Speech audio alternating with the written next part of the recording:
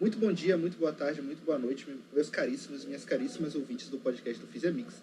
Eu sou Guilherme Aragão e estamos aqui novamente para mais um episódio do podcast. Dessa vez eu estou aqui com meu colega Bruno. Bons dias, eu sou Bruno Moreira e Silva, ingressante em Física na UFBA.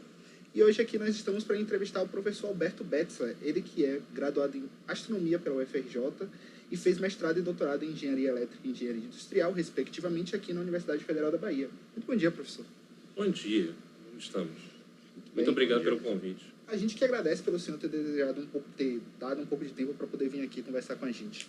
A gente queria começar, então, fazendo uma pergunta base sobre como começou o seu interesse por isso, né? A gente vai falar sobre astronomia, então a ideia era começar tentando entender como é que alguém é levado a fazer astronomia. O que é que te surgiu o interesse, o que é que te fez seguir por esse caminho na graduação? Eu nasci em 1973, o que implica que eu nasci quando o projeto Apollo já tinha sido encerrado. Ou seja, eu peguei aquela rebarba da corrida espacial, né? E havia outros projetos de desenvolvimento, né? Que a União Soviética continuava lançando cosmonautas e os Estados Unidos estavam fazendo a transição entre programa lunar, programa Skylab e depois o programa do Space Shuttle, que a gente apelida de ônibus espacial. Então, eu peguei ainda um pouco dessa rebarba ainda da corrida espacial e também aquela onda pós-1977, né, quando você teve Star Wars, ou seja, você teve uma pluralidade de filmes de ficção científica e ficção fantástica, né, como, por exemplo, o renascimento de Star Trek, né, aquele Star Trek The Movie Picture que eu tinha na época, isso acho que foi em 79, eu tinha 6 anos de idade, meu pai, antes de falecer, levou a mim e a minha família para assistir o filme, não entendi nada, mas achei legal. Entendeu? E em 1980 eu vi o Star Wars, o Império Contra-Ataca no cinema, achei demais e, entendeu? Eu fiquei com aquilo na cabeça e em 1980, né, ou 81, a Globo, ela começou a exibir a série Cosmos, do Carl Sagan, né? Muito bom. E a série Cosmos do Carl Sagan, ele me fisgou ali. Assim, ali eu percebi que eu achei aquilo tão bonito, o universo, e fiquei interessado. Muito maior. Inclusive, eu lembro o dia exato que ele me fisgou, porque o dia exato que ele me fisgou foi quando ele estava falando sobre evolução estelar. Uhum. E ele falou que haveria um último dia perfeito de Sol na Terra. Hoje em dia, eu sei que, pelo que a gente sabe, não seria bem assim. Seria uma transição contínua, né? Durante 1 bilhão de anos, onde o Sol ele terminaria de queimar o hidrogênio, converter em hélio no núcleo, aí até no interior um caroção de hélio, o núcleo ia começar a se contrair e o Sol ia começar a se expandir. E essa expansão, até chegar na fase de gigante vermelho, ia demorar mais ou menos 1 bilhão de anos. Então não seria assim, como ele falou, né, o último dia perfeito de Sol na Terra. Mas assim, eu achei interessante aquilo, porque eu me lembro que eu cheguei a perguntar para o meu irmão, quer dizer, eu olhei para a cara do meu irmão e falei, como é que ele sabe disso? Entendeu? Como é que ele pode saber disso, que o Sol vai ter um fim? Porque eu olhava no Sol pela janela e estava lá bonito, brilhando e etc. E como é que ele podia saber disso, entendeu? Aí ele foi explicando, né, como é que as pessoas, quais são os futuros possíveis de estrelas com diferentes massas ou seja, aquilo ali foi o que realmente me cativou, né? Se a gente falando em bom baianês, foi naquele dia que Carl Sagan apertou minha mente, entendeu? E eu fiquei interessado em astronomia e foi uma coisa ótima, né, no caso. Professor, a gente gostaria de ouvir um pouco do senhor. Quais foram os seus maiores desafios diante de sua formação acadêmica? Bem, é aquele negócio. A escola brasileira, quer dizer, o gargalo da escola brasileira, do aluno brasileiro, é que a escola brasileira não faz com que o aluno saiba ler, escrever, ler e entender e escrever adequadamente. E também tem uma dificuldade enorme no ensino de matemática, né? Então, eu tinha uma série de deficiências em matemática e em leitura básica. Aí você pergunta, sim, mas você não gostava de astronomia? Você não lia livro de astronomia? Sim, eu lia, né? Lia, sim, mas não lia, entendeu? Lia e não lia, entendeu? Ou seja, eu tinha um interesse de astronomia, mas assim, eu lia muito pouquinho, né? Em relação a isso. Eu tinha uma noção meio intuitiva que eu precisaria saber bastante matemática, né, para ser um astrônomo, né? Mas assim, é engraçado, inclusive, que da 7ª para a 8ª série, eu eu fui na sétima série, eu tinha muita dificuldade em matemática. Da sexta para a sétima série, eu tinha muita dificuldade em matemática. E eu acabei sendo aprovado pelo conselho de classe. E eu fui aprovado pelo conselho de classe porque a minha professora de ciência disse assim, não, ele é muito bom, ele é interessado, ele gosta de ciência, gosta de astronomia. E os outros professores todos foram favoráveis a isso, dizendo a mesma coisa. Não, ele gosta de ciência, ele gosta de astronomia. Ou seja, eu tinha 12 para 13 anos, até menos que isso, e todos os professores já reconheciam que eu tinha aptidão para ciências, né? E eu ia ser reprovado em matemática. E a professora de matemática, dona Norma, disse assim, ela disse para mim depois, né? Porque ela confidenciou depois para mim, que ela se opôs a isso, né? Porque ela justamente disse, não, mas o Alberto precisa de matemática para ser astrônomo. E aí o que acontece? Eu estava na aula, né, no ano seguinte, a professora me pegou. Aí ela falou assim, a aula terminou, ela disse assim, Alberto, fica aí que eu quero conversar com você. Aí eu... Acabou. Vem a bronca aí já. Aí ela falou exatamente essa história toda. Ou seja, eu sei dessa história porque eu não sabia que eu tinha sido aprovado pelo conselho de classe. Sim. Ela me falou que eu tinha sido aprovado pelo conselho de classe e me deu o conselho. É melhor você aprender matemática, porque senão você não vai ser um bom astrônomo. Entendeu? De fato, né, que eu cheguei lá, eu fiz o ensino médio, né, até eu já tinha um pouquinho mais de maturidade, porque no ensino fundamental você não tem essa maturidade, depois no ensino fundamental você tem, e aí eu estudava, né, mas assim, não era muito bom em matemática, entendeu? Aí, efetivamente, quando eu cheguei na faculdade, aí eu percebi o tranco que eu tinha. Mas aí o que acontece? O tranco eu tinha deficiências de matemática, deficiências de leitura. E no primeiro semestre, que foi aquele trauma, eu percebi, cara, eu vou ter que estudar o que eu não aprendi no ensino médio e no ensino fundamental. E realmente aprendi. Aí você pergunta, mas como é que você conseguiu resolver esse problema que você tinha em matemática e física? Porque eu gostava muito de astronomia. Eu queria ser muito astrônomo. Então, como eu queria ser muito astrônomo, isso me deu a força de vontade, a motivação para superar os problemas que eu tinha, as deficiências que eu tinha em matemática e leitura. Porque, principalmente, para quem é da física, principalmente para quem está fazendo Física 1, por exemplo, o conselho que eu dou faça os exercícios resolvidos. Por exemplo, o livro que eu estudei na época era o Halliday. Hoje já é outro livro que é adotado nas universidades A gente públicas. usa o Halliday ainda também. Ainda usa o Halliday. Mas o Halliday, normalmente, assim, você tem as sessões, antes da sessão, o que você tem? Você tem os exercícios resolvidos. O que eu fiz? O que eu fazia? Normalmente eu olhava o primeiro exercício resolvido e lia o problema e aí eu acompanhava a resolução dele. Aí depois os dois outros exercícios resolvidos, o que eu fazia? Eu tapava como ele resolveu e tentava ler, coletar os dados e tentar resolver. Aí eu via. E eu acertei. Aí eu passava para o terceiro exercício resolvido. O que eu fazia? Tapava, lia, coletava os dados, verificava se eu tinha entendido. E aí o que eu fazia?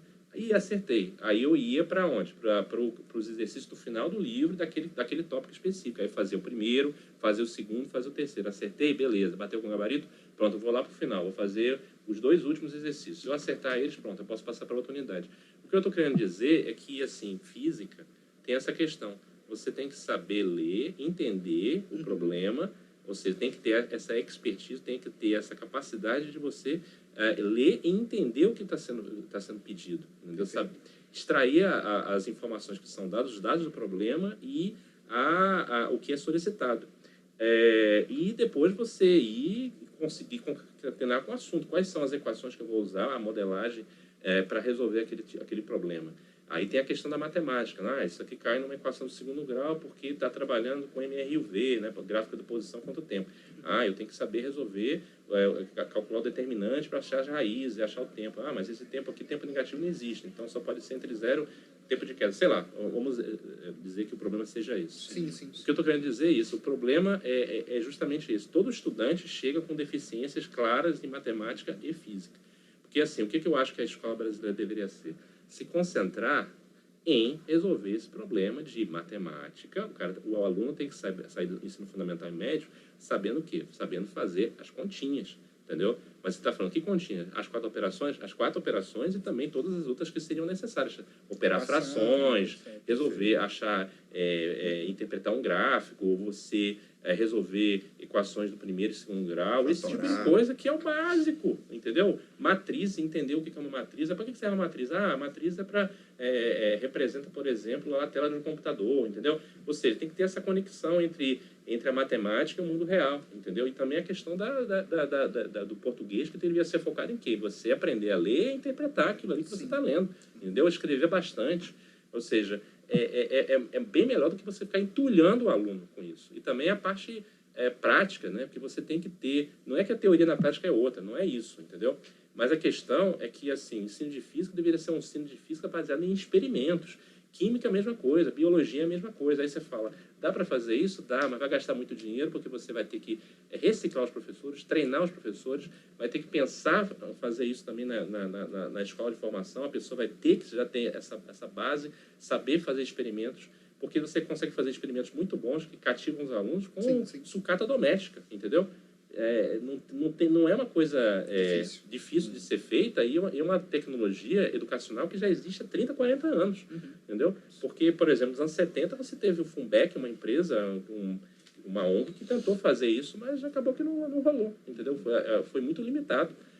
Então, a questão é toda essa, entendeu? Um ensino mais baseado em experimentos e a gente desentulhar um pouco desse caráter que a escola tem de formar a pessoa para fazer um concurso, né? Porque a gente tem um concurso relativamente moderno que é o Enem, mas ainda a cabeça das escolas ainda é de vestibular, de você entulhar o cara de conhecimentos, que às vezes conhecimentos que ele não vai usar para nada, entendeu? Só para fazer prova de vestibular. Só para fazer a zona da prova do vestibular e acabou. Isso, inclusive, acaba causando um esvaziamento nas próprias temáticas que são trabalhadas no ensino médio. Porque, por exemplo, a gente não trabalha física moderna no ensino médio porque não cai no vestibular. Exato, não tem física moderna. A gente vai até eletricidade, isso aí é século XIX, primeira metade do século XIX, pelo amor de Deus.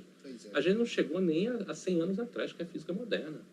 Entendeu? E a maioria da tecnologia que você tem hoje em dia é relativa a fenômenos quânticos, do muito pequeno, e a gente não chegou nisso ainda, entendeu? Mas assim mesmo, o que acontece? Mesmo assim, existe aquela questão da universidade pública. A universidade pública forma gente muito boa aqui no Brasil. Sim. Isso é uma coisa que é inegável. Apesar a gente consegue formar gente muito boa. Aí você fala, mas como é que empiricamente você percebe? Cara, você vai ver que os alunos de pós-graduação aqui do Brasil, que vão fazer sanduíche no exterior, ou vão fazer o mestrado e o doutorado todo, eles se dão muito bem, entendeu? Eles se dão muito bem. Porque aqui o que a gente aprendeu também é trabalhar muito na escassez, né? Ou seja, lá um cara faz só uma coisa, e aqui a gente chega, faz isso, faz aquilo, faz no laboratório, vai fazer, escrever artigo, não sei o quê. Entendeu? É justamente isso, né? Que a gente aprendeu a trabalhar na escassez e também a universidade é intrinsecamente boa. A gente pega os mesmos livros que os caras pegam no mesmo nível, não tem diferença, entendeu? Sim. Em relação a essa questão de formação. Porque se fosse assim, ninguém se dava bem em pós-graduação no exterior. Perfeito. Entendeu? O senhor chegou a mencionar sobre isso, né? Que o estudante brasileiro ele tem que trabalhar com muitas coisas. Ele trabalha fazendo pesquisa, trabalha ensinando, trabalha fazendo... Até a gente conversou um pouquinho sobre a questão dos pilares da universidade, que é ensino, pesquisa e extensão, um pouco antes do episódio começar. Eu queria saber do senhor o que fez o senhor escolher essa carreira específica. Porque o senhor falou bastante sobre querer ser astrônomo, sobre querer ser pesquisador. O que fez o senhor escolher, além de ser esse caminho todo de pesquisador e astrônomo, a profissão de professor? Olha, professor ele é praticamente uma imposição a você ser um pesquisador, porque a Universidade Pública Brasileira tem esse tripé: pesquisa, ensino e extensão. Sim. Você não pode ser só um pesquisador numa universidade pública, você entra como professor, né? A sua carreira é de professor de nível superior, então você tem que obrigatoriamente dar aula. Aí você pergunta, dar aula é uma coisa legal? Eu acho que é interessante, me renova, porque eu fico sempre assim olhando para as turmas, eu vejo todo mundo jovem e eu cada vez fico mais velho. Mas é interessante você ficar interagindo com essas pessoas, entendeu? Você ficar interagindo com essas pessoas, você passa, além do conhecimento que está associado à ementa, você também passa conselhos até de carreira e etc. E as pessoas também, mesmo sendo jovens, elas lhe reenergizam, né? Lhe passam o que estão vivendo, a vivência delas. E te ensinam bastante, né? E ensinam, entendeu? É uma coisa boa isso também. Mas, assim, essa questão de você ter pesquisa, ensino e extensão, é boa também, porque assim, se você é um bom pesquisador, você consegue renovar os seus conhecimentos constantemente e levar isso para a sala de aula. Eu, por exemplo, estou dando matéria de introdução à astronomia, outro dia eu vi um artigo de um chinês na Nature Communications, o cara estava dizendo, núcleo de cometa de longo período tem um diâmetro entre 4 e 20 quilômetros. Eu vi o artigo há 2 dias atrás, eu comentei isso em sala de aula, entendeu? Agora, por que eu falei isso em sala de aula? Porque eu estou atualizado com o que está de mais novo, entendeu? Então, é uma coisa que, assim, a princípio, o cara que tem uma carreira, por exemplo, num centro de pesquisa e é só pesquisador, ele acha, isso vai me deslocar, vou perder meu tempo e etc. Não, é uma coisa boa. E enriquece o conteúdo da sala de Enriquece, aula, entendeu? né? Enriquece também, o cara não fica só naquela questão de pesquisa. E porque aquele negócio, às vezes, um aluno fala uma coisa ou pergunta uma coisa, aí você pergunta, pô, é mesmo, cara? Deu uma ideia para algum trabalho, alguma coisa que eu não tinha percebido ainda, entendeu? Ou seja, eu acho que é positivo isso. É claro que é aquele negócio, a gente tem que trabalhar no ritmo do aluno. Por exemplo, no mestrado, doutorado, quando você tá orientando uma pessoa, você tem que trabalhar no ritmo daquela pessoa. De repente, você tem um projeto que você poderia fazer em um mês, né? Se você chegar lá, hoje em dia com Python e outros ambientes de trabalho computacional, você consegue fazer processamento de dados, grande quantidade de dados, muito rapidamente. Mas a questão é que você tem que trabalhar no ritmo do aluno. Então, isso faz com que a pesquisa ou a produção científica possa até cair a longo prazo. Claro que você vai pegando vários alunos, 2, 3, 4, aí você vai ter uma produção científica razoável, 2 artigos ou um artigo por ano publicado. Mas a questão é justamente essa interação entre o aluno e o pesquisador, ou seja, você conversando com outra pessoa pode fazer com que você consiga perceber nuances daquele assunto que você está pesquisando, daquele tópico, que você não pensaria sozinho, entendeu? Porque a pessoa já tá com ele está com uma visão absolutamente neutra daquilo ali. Você já está com um viés, né? Porque você já leu muito aquele assunto, então você já carrega um viés, e aquela pessoa já não carrega. Sim. Eu lembro, assim, uma vez eu estava em 94, lá no Observatório do Pico dos Dias, com a minha orientadora e um rapaz do Paraná, um outro pesquisador. Isso foi em 94. Aí eu lembro que a gente começou a discutir sobre a cratera de Chulumbi, lá, aquela cratera subaquática na península de Yucatán, que dizem que está associada à extinção dos dinossauros. Aí eu falei, olha, professora, eu não acredito muito nisso, não. Aí ela pirou. Como você não acredita? Eu era aluno de iniciação científica, né? Sim. Aí eu não conseguia nem argumentar, mas eu lembrava que teve uma extinção anterior que extinguiu praticamente 80%, 90% das espécies existentes na Terra. Sim. E não encontrou nenhuma cratera, nenhuma evidência de cratera ou esse tipo de coisa. Ou seja, eu tinha uma visão neutra em relação ao assunto. Ela já não tinha, ela tinha um viés que é associado a tudo que ela leu. Sim, com certeza. Então, é isso que eu estou querendo dizer, entendeu?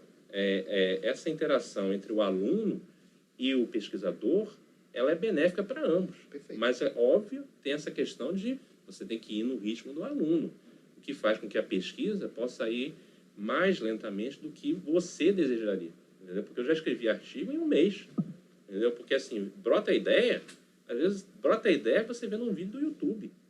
Você vê um vídeo do YouTube, aí o cara fala uma coisa, você fala, interessante. Isso dá um artigo. Isso dá um artigo, entendeu? Às vezes acontece isso, você está lendo uma coisa e fala, isso dá um artigo, entendeu? É essa que eu tô querendo, isso que eu estou querendo levantar, certo? Perfeito. E, professor, ao olhar para a sua produção acadêmica, quais temas o senhor destacaria como centrais para a sua pesquisa? A minha formação básica em iniciação científica, eu trabalhava com pequenos corpos do sistema solar. A pesquisa, inicialmente, era fenomenológica. A gente só recolhia propriedades físicas, né, tipo período de rotação. Essencialmente, a gente trabalhava com o período de rotação desses asteroides, né? Até essa observação que eu mencionei no tópico anterior, na pergunta anterior, era relativa a isso. A gente foi lá observar asteroides. A gente pegava o telescópio e ficava tirando imagens de asteroides no céu, media o brilho, correlacionava com o tempo e verificava se havia algum tipo de periodicidade, ou seja, o brilho ele se repetia com o tempo, para determinar o período de rotação. A hipótese é essa, o período de rotação é correlacionado, né? Mas aí o que acontece? Depois a gente passou para uma outra área, né, que foi de espectrografia de asteroides, ou seja, determinação das propriedades químicas superficiais. E se você tiver uma grande quantidade desses objetos, o que você pode fazer? Quer dizer, se tiver vários objetos com a composição química mineralógica aproximada, determinada, você já pode partir para caracterização dos asteroides, né, como um todo, como é que eles se formaram, como é que eles obtiveram aquela composição química específica. Se isso tem a ver com a questão da distância ao Sol, se isso tem a ver com a evolução dinâmica, né, que eles foram interagindo um com o outro, gravitacionalmente, às vezes a órbita aumentou o semi-eixo, diminuiu, ou seja, aí você já muda de assunto, né? Você já passa para um outro nível, sai da fenomenologia, de apenas coletar dados que eventualmente podem ser processados por outros para tirar uma conclusão em relação à população, e já passa para essa parte. E aí o que acontece? Isso aqui é interessante em relação ao mestrado, porque eu acabei vindo para cá e fui fazer mestrado em engenharia elétrica. Aí você pode perguntar, não tem nada a ver com astronomia. Realmente não tem nada a ver com astronomia, mas lá no mestrado eu trabalhei com física do estado sólido, né? Porque eu modelei uma curva de esterese da resistência elétrica de um material chamado dióxido de vanádio. Aí o que acontece? Para fazer isso, eu fazia uma coisa que eu não fazia na pós-graduação do Observatório Nacional, nem na iniciação científica, que era escrever meus próprios programas para analisar os dados. Ou seja, no mestrado em engenharia elétrica, eu peguei a expertise de programação, que eu não tinha antes, porque eu usava pacotes prontos, entendeu? E também uma outra coisa que eu percebi é que o pessoal lá, na pós-graduação em engenharia, levava a probabilidade estatística muito mais a sério do que a gente, que era pesquisador em astronomia, levava, né? Eu percebi, tem algum problema aí. O pessoal daqui leva muito a sério a probabilidade estatística para colaborar, eles analisavam os dados para ver se os dados realmente sustentavam o que eles estavam querendo observar ou não, as hipóteses. E o pessoal de astronomia quase não usava isso. Eu achava estranho, porque você usava média e desvio padrão e não questionava, não fazia nenhum teste estatístico nos dados, e eu achava isso estranho. Aprendi isso no mestrado. E no doutorado a mesma coisa. Fui fazer doutorado em engenharia industrial e lá, aí eu já voltei para um tema mais astronomia, né? Que foi o quê? Eu vou construir uma rede de câmeras para detectar meteoros, né? Porque se você observa o meteoro, você consegue inferir propriedades dinâmicas, composicionais do meteoro. Eu pensei em fazer isso, porque isso era uma coisa que estava incipiente no Brasil. Aliás, no hemisfério sul, redes de estudo de meteoros. Eu fiz isso no doutorado. Então, o que eu quero dizer com isso? Às vezes a gente não seguir um caminho linear, do tipo fazer um mestrado, uma graduação, mestrado, doutorado, no mesmo centro de pesquisa, pode fazer com que abra um leque na sua pesquisa científica. Porque se eu tivesse ficado lá no Rio de Janeiro, provavelmente eu ia trabalhar com asteroides só.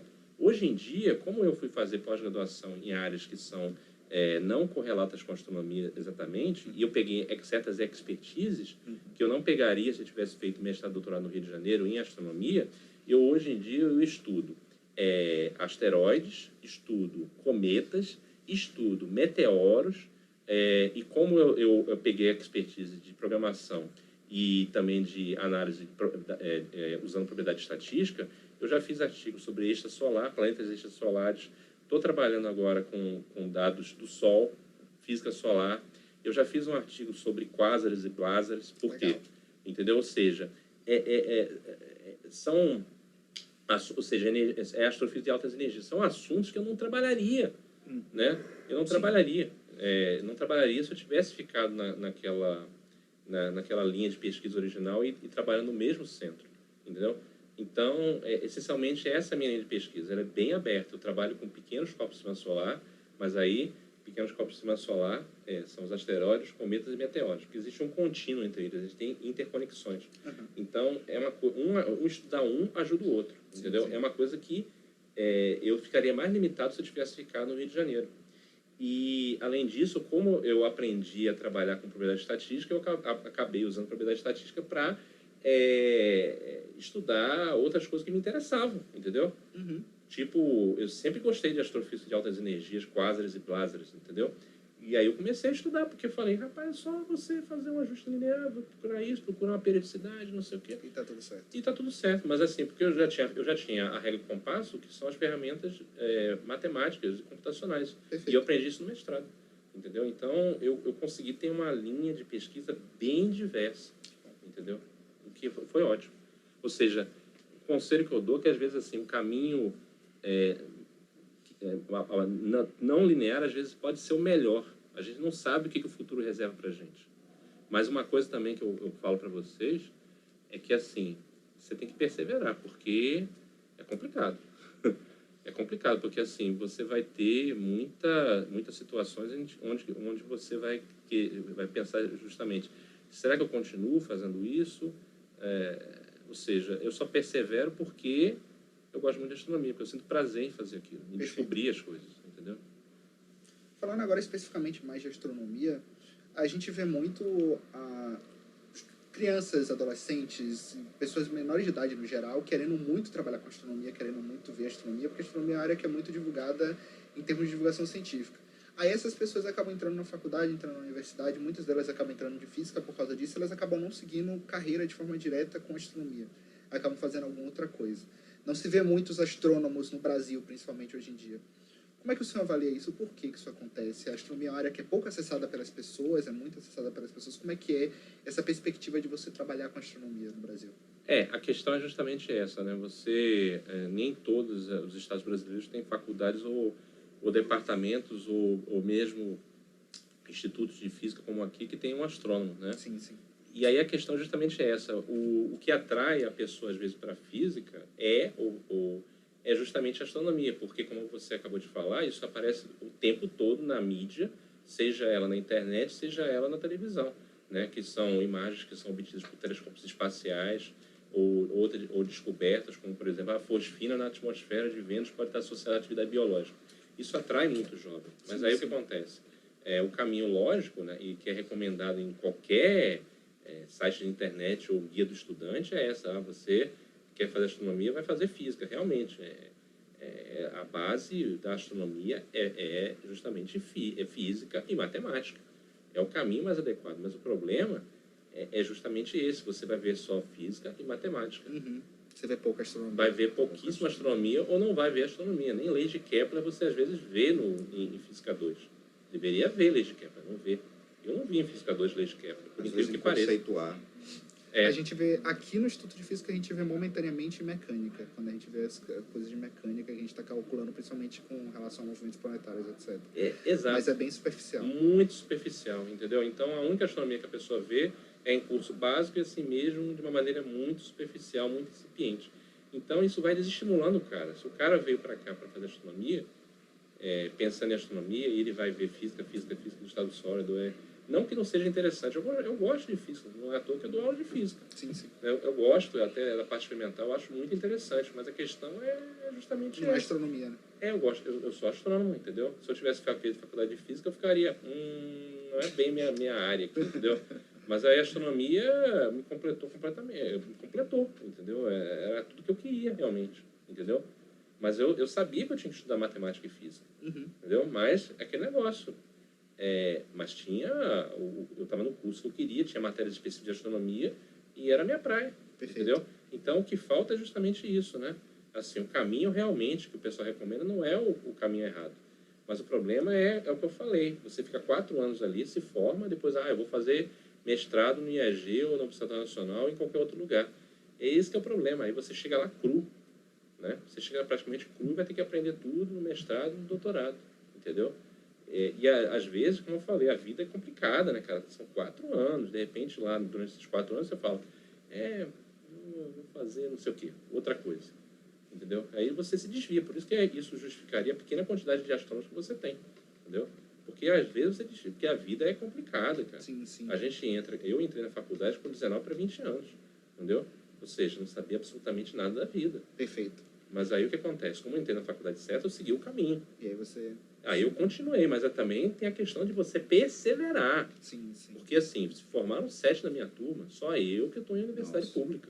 É difícil. Porque eu perseverei, e muito.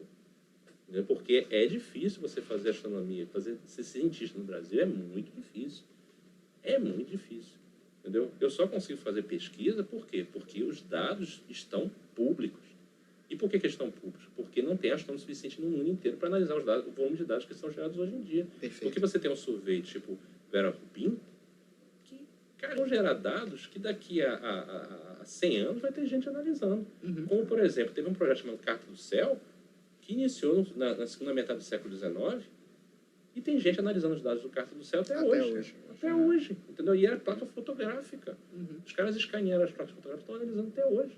E você consegue gerar artigo com dados do Carta do Céu. Movimentos de troca de estrelas, esse tipo de coisa, ou seja, de relação dinâmica da galáxia. Sim, sim. Entendeu? Então, o que eu estou dizendo é... Eu consigo fazer porque tem dado público, entendeu? Na internet. Aí eu consigo fazer o que eu quero. Por exemplo, eu estou doido para ter um data release agora, acho que é o 3 ou 4, do Observatório Gás Espacial, que vai ser dados de cometas. Uhum. Eu tô louco para chegar lá 26 de dezembro para poder acessar os dados, baixar os dados e buscar no artigo. Presente de Natal, né? Exato. Dia seguinte é a data release. Eu falei, cometa, porque eu mandei um e-mail para lá perguntando, vem cá, vocês vão divulgar dado de cometa quando, hein? Aí ele disse, professor, eu acho que a gente vai divulgar dia 26 de dezembro, vai ter um data release e 4 vai ter cometa. Eu falei, opa, tô dentro. Presente de Natal maravilhoso. Com certeza.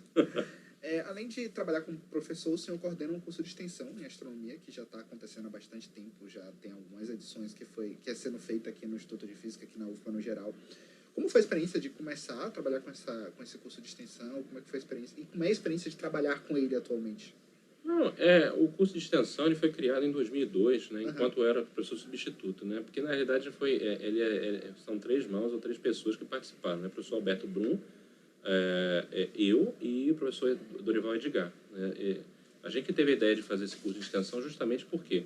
Porque na UFBA você teve um núcleo inicial lá na Politécnica da Associação de Astrônomos Amadores, que foi fundada em 74.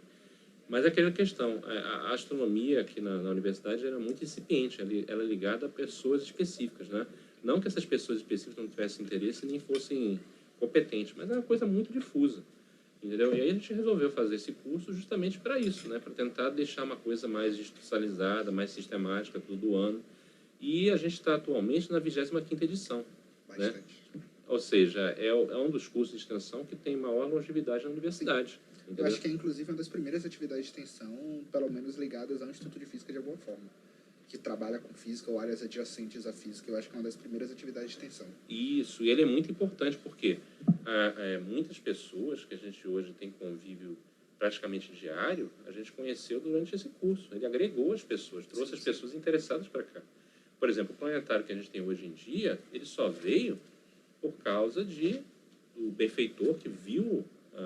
participou de um desses cursos de extensão da gente, gostou, ele percebeu que a gente falou um dia, eu e uma outra pessoa, Fernando Munareta, a gente discutiu sobre o planetário, e ele se ofereceu para disponibilizar esse instrumento ou esse planetário para aqui, para a universidade, entendeu? Ou seja, foi algo que só somou para a universidade, só somou para o Instituto de Física. Muita gente também que hoje é aluno do Instituto de Física, foi ex-aluno, tem gente que foi atraído para cá por causa do curso de extensão em astronomia, entendeu? Esse curso já está na 20ª edição? 25ª edição, porque teve alguns anos que a gente fazia edição de verão e inverno. E era uma coisa interessante porque sempre enchia, né? Sempre enchia. E enche até hoje, entendeu? Eu mesmo sou um frequentador assíduo. Ah, que bom. Que ótimo. Mas assim, ele passou por altos e baixos com qualquer coisa, né? Qualquer evento de longa duração. Mas a gente espera que ele seja mantido por bastante tempo ainda, né? Pelo menos durante o tempo que eu ficar na universidade. Comigo, se eu estiver aqui, ele vai ser mantido anualmente. Professor, a astronomia, historicamente, assim como a ciência, sempre esteve ligada à filosofia. Acho que podemos concordar com isso, né? Em vista disso, o senhor, na sua trajetória de formação pessoal, tem algum filósofo ou alguma filósofa assim, com o qual se identifique mais, alguma corrente filosófica? Eu não sei. É uma coisa que a gente estava até discutindo antes de começar a gravar, que assim, eu não sou a leitora assídua de filosofia, não entendo muito de filosofia, não é muito a minha praia, né? Mas assim, o que eu mais me identificaria seria com a questão do Nietzsche, né? Mas principalmente a questão das verdades absolutas, né? Porque justamente na ciência não existe verdade absoluta. A gente faz o quê? A gente tem uma hipótese para explicar um certo fenômeno no objeto, testa ela. E a gente tem que, assim como Kepler, ser fiel ao que os dados estão dizendo, né? a gente pode querer muito que uma órbita seja circular, porque o Aristóteles e todos os filósofos gregos anteriores disseram isso. Mas não é assim que funciona. Mas não é assim que Por funciona. autoridade. Quem tem que dizer o que está é o céu. O céu tem que dizer para a gente. Não importa que 8 minutos de arco, hoje em dia, naquela época era pouca coisa. Mas o próprio Kepler sabia, não, peraí. Mas o Tycho Brahe era um observador muito meticuloso. 8 minutos de arco é muita coisa. É um terço do tamanho da Lua. Ele não ia errar a posição de Marte de 8 minutos. Perfeito. Entendeu? Então a questão é justamente essa questão do Nietzsche de não existirem verdades absolutas, que está muito associada à questão do próprio método científico, de você fazer um ciclo, né? Você formula uma hipótese, você coleta os dados, ou seja, essa questão do método científico está bem associada, né? Mas como eu falei, né? Eu posso até não estar sendo muito exato ou preciso em relação à caracterização filosófica, à associação, mas é mais ou menos por aí que eu penso, entendeu? E quando eu dou aula de introdução à astronomia ou de astronomia, eu sempre cito os filósofos gregos, principalmente o Aristóteles, né? Na questão da filosofia natural, né? Às vezes eu explico que ele achava que os cometas eram emanações secas e quentes da atmosfera, que eram vistas com não muita frequência próximo do horizonte.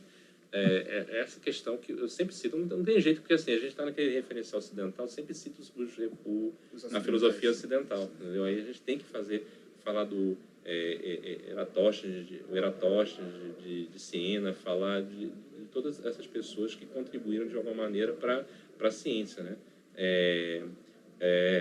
E o Cláudio Ptolomeu mesmo, né, que era um filósofo natural e um grande matemático, né?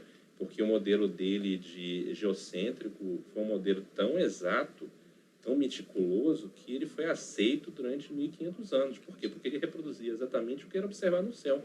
Ou seja, os planetas eram observados nas posições que ele previa. Quando Copérnico ele resgatou uma ideia de outro filósofo grego de 300 anos antes de Cristo, que era o modelo heliocêntrico, ele considerou as órbitas circulares. Então, não batia o que ele observava com o que estava no céu. Então, o modelo era meio inexato. Mas, assim, o que é engraçado, as pessoas não sabem, por exemplo, em relação ao Copérnico, é que o Papa teve acesso às ideias dele. Mas só que o Copérnico, a gente sabe que ele publicou o livro depois, quer dizer, deu uma ordem explícita de ser publicado após a morte dele, porque ele sabia as implicações filosóficas, né? Sim, sim. Teológicas daquilo ali.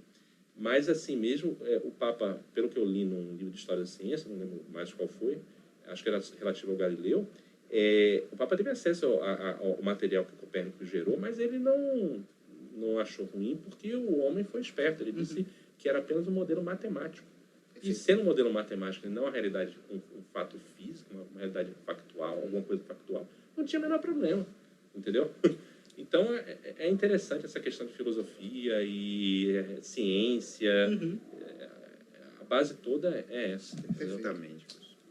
Já nós encaminhando para o final do episódio, professor, a gente tem uma pergunta tradicional que a gente faz para todo convidado que a gente traz no podcast, porque o intuito do nosso projeto é fazer divulgação científica, mas a gente não faz só divulgação científica no nosso projeto.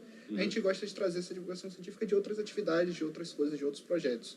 Então, para recomendar para os nossos ouvintes, o senhor consome algum tipo de material de divulgação científica ou alguma coisa que o senhor se interesse, seja como hobby, seja para trabalho mesmo, que o senhor queira recomendar para eles poderem consumir, procurar, se interessar sobre? Audiovisual, eu recomendo a série Cosmos, do Carl Sagan, com ressalvas. Porque a ressalva que eu faço em relação à série Cosmos, assim, ele é muito ufanista.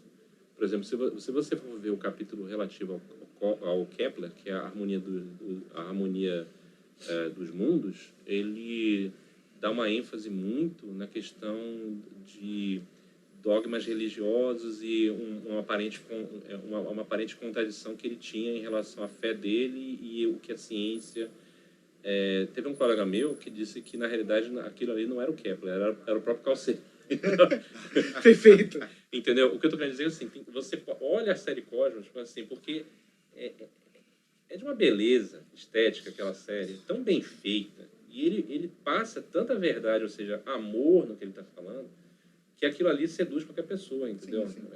Ele é sedutor, ele mesmo, ele é um tom poético, ele mesmo tem uma postura como se fosse um ator de Hollywood, entendeu? Até hoje eu lembro que eu vi um documentário, que às vezes eu fico gastando meu inglês vendo documentário no YouTube de assuntos que me interessam, tipo assim, aeronáutica, astronomia, esse tipo de coisa.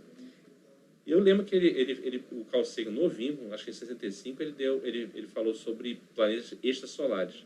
E ele disse assim, que tinha um astrônomo da costa leste que estava pesquisando isso, que tinha encontrado provavelmente um planeta extrasolar na estrela de Barnard.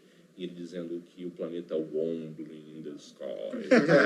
Daquele jeito dele falar, entendeu? Não, é ótimo, é Wombling in the Sky. Ele falou assim mesmo. Nossa, a voz impostada. Aquela voz impostada. Voz de narrador. Mas assim, uma coisa extremamente interessante, assim, é bom, porque assim, tem a dublagem, que acho que é a dublagem dos anos 80, que eu vi, que tá lá na internet. Mas assim, é interessante quando você ouve ele em inglês, porque ele é engraçado, ele imposta a voz. Mas assim, é bom. E também tem um outro capítulo que eu não gosto muito, que ele fala sobre os holandeses, e ele pinta os holandeses como se fossem exploradores iluministas, e a gente sabe que a exploração dos europeus nas outras partes do mundo não foi desse jeito, foi uma coisa exploratória mesmo, predatória, sem respeito à cultura local. A gente sabe mesmo, não tem diferença entre explorador holandês ou inglês ou português, entendeu? A gente tem que levar isso. Mas assim, é uma série ótima, assim, em termos audiovisuais, assim, eu recomendo muito que as pessoas assistam Cosmos, entendeu? E também o livro Cosmos também é muito bom. Sim. E você também tem... E a própria série tem uma versão atualizada com o Tyson, tem, né? Mas o Tyson tem aquele problema.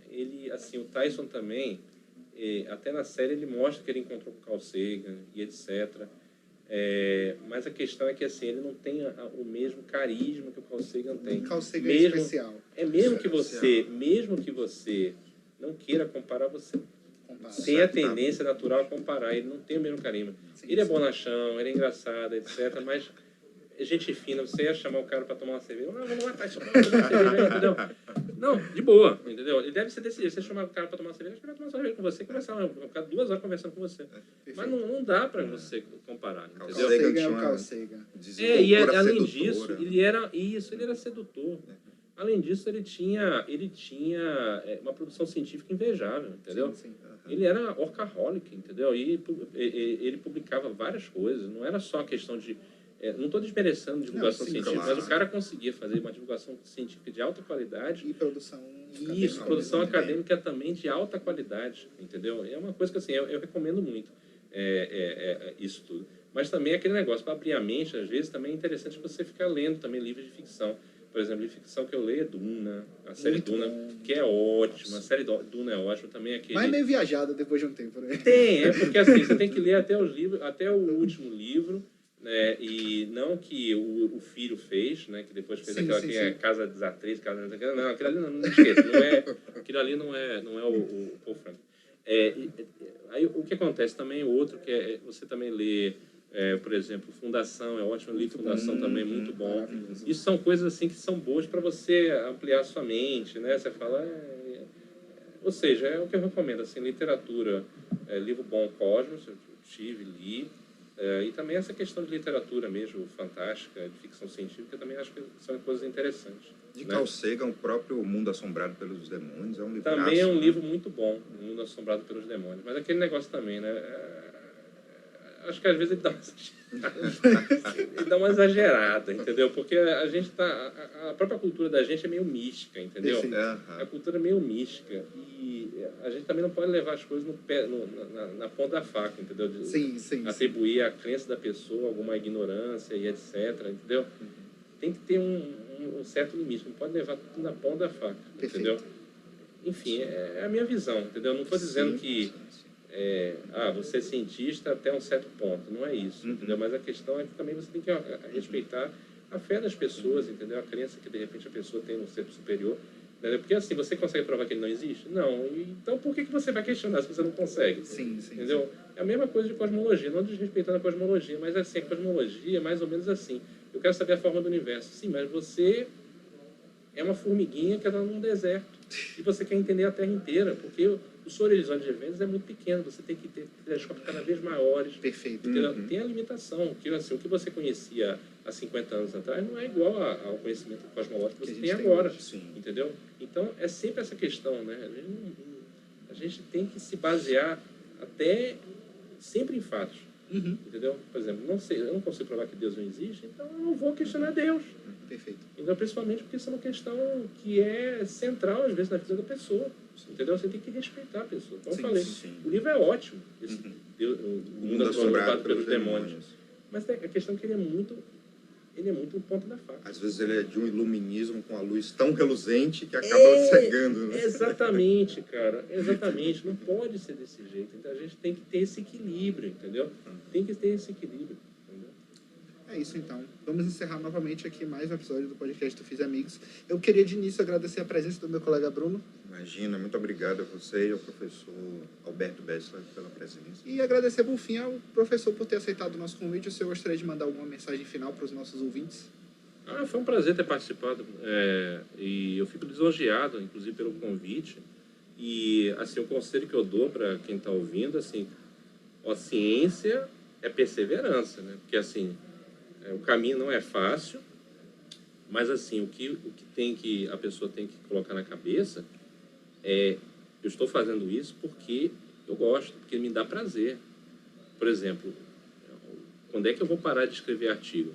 Quando eu estiver com 80 anos, na beira da morte na cama. Não, como, por exemplo, foi retratado naquela série Genius do Einstein, que ele estava lá escrevendo equações até o final e a caneta cai no chão e a gente começa a chorar. Eu mesmo chorei, assim, porque eu estava lendo a biografia do Einstein na época e eu terminei a biografia do Einstein e eu estava muito com ele na cabeça, né? Porque eu chamo o Einstein de meu malvado favorito, né? Perfeito. Não, aí eu estava muito, aí quando ele caiu, caiu no chão, aí eu comecei a chorar.